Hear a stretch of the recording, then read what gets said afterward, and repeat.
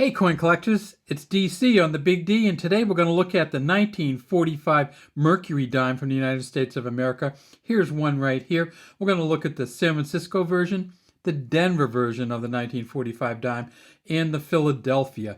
And we'll also take a look at why one of these Philadelphia dimes is worth $125,000. And not that the San Francisco and the Denver dimes aren't worth money. The Denver dime goes for a high of 18,000, and the San Francisco dime goes for as much as 25,300. But let's look at these other coins first to kind of put in place why they went in 1945 from the Mercury dime to the Roosevelt dime. And so 1945 was the last year they made the Mercury dime, 1946, the Roosevelt dime. Well, you can change coins for a lot of different reasons in the United States of America, but the two main reasons are a commemoration of somebody's birthday and a commemoration of somebody's death. This is the old Indian head penny, and you can see it's a 1903. They made these to 1908. And then in 1909, they came out with the Lincoln penny, the famous wheat ears cent. So in this one, it doesn't have the Lincoln Memorial on the back. It has the ears of wheat. And this is a really famous one here because it has the initials on it, VDB for Victor David Brenner. So this is the big collectible one from 1909. And why did it come out in 1909 with Lincoln on it? Because it was the 100th anniversary of his birth. He was born in 1809. The 1909 Lincoln penny was a commemoration of his birth. This next one was also a birth date, and that is the old Buffalo nickel. And this one, it does have an Indian chief on the front, but this is usually named after the back, the Buffalo nickel. And you can see this one's a Denver one. Well, in 1938, they stopped making the Buffalo nickel and started making the Jefferson nickel. The 200th year of Jefferson's birth, he was born in 1738. You can see they both came out in the same year. Very funny kind of idea to have two different coins, two different nickels come out in the same exact year. We get up to the ones we're talking about. In 1945, President Franklin D. Roosevelt died, and so in 46 they came out with the commemorative issue of his death, the 1946 Roosevelt dime, and that's the dime we have even today. And these, of course, in 45 and 46 were all silver, 90% silver for both of these. Then we got another one not too far down the road in 1964.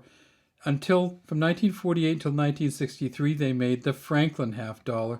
But in 1963, President Kennedy died, and they came out with the Kennedy half dollar.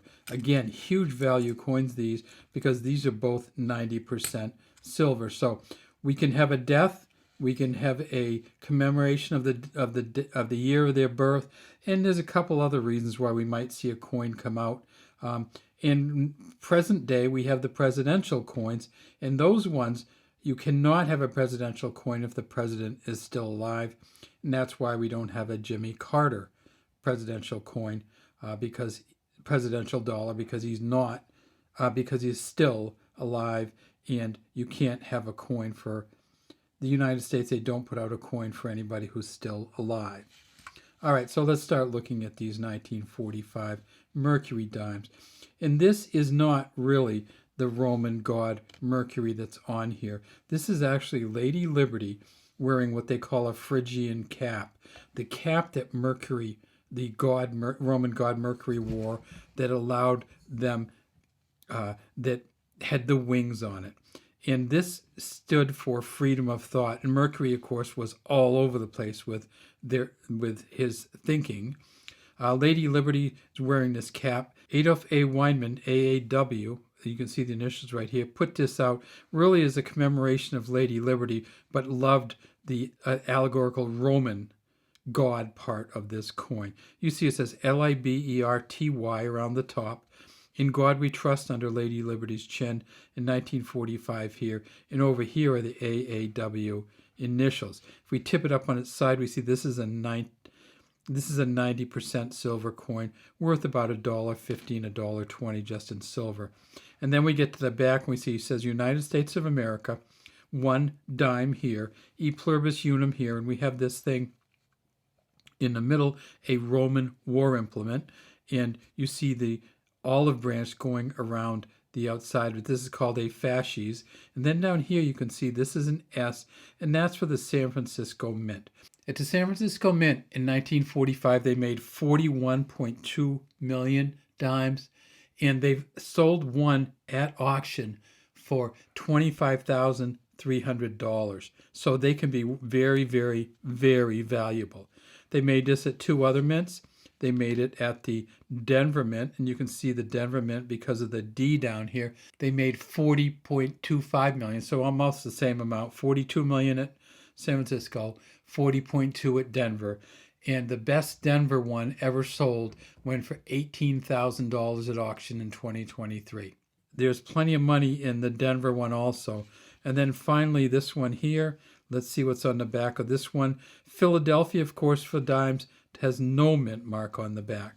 So we see the S mint mark there, the no mint mark from Philadelphia, and then, of course, the D mint mark from Denver. At Philadelphia, they've gotten some astoundingly good looking coins, and people really want that Philadelphia dime. The auction record for a Philadelphia dime, which is mint state 67 plus with full bands, is $96,000 in 2018. And by full bands, what we're talking about is that it has these bands at the top are doubled, these bands here and these bands here, and you can actually see very well the bands going across. You can actually see the rope that ties this up and the sticks in between also, and including a little knot down here on the good ones. But on this one here, you see this is not a full bands Philadelphia. The full bands Philadelphia PCGS says now, up from 2018, 96,000. They say they found 2 at a full bands 67 plus, and those are worth $125,000. So plenty of money out there, but you really have to get to the full bands version to get to the huge amounts. But what if you get it a little bit less than full band? If you don't have full bands on it, you can still get as much as $5,500 for one of these. 2018 and 1945 Philly full band sold for $5,520. So they're still out there.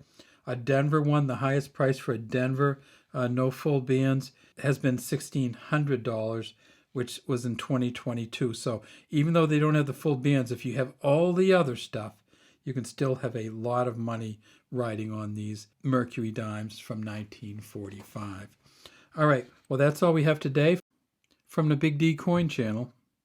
We'd love to have you subscribe to our channel and leave any comments you have in the comment section.